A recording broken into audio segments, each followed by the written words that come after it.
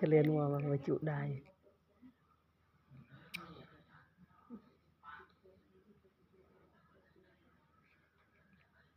nhọc mề đài trời nó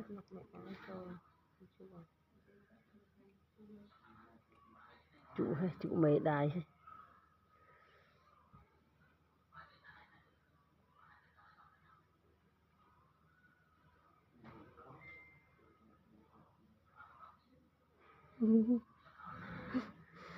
đâu mà em tranh rồi đài rồi mề đài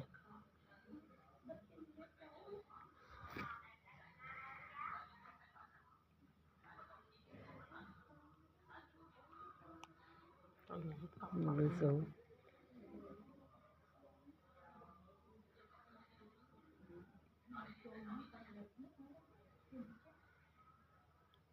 wow,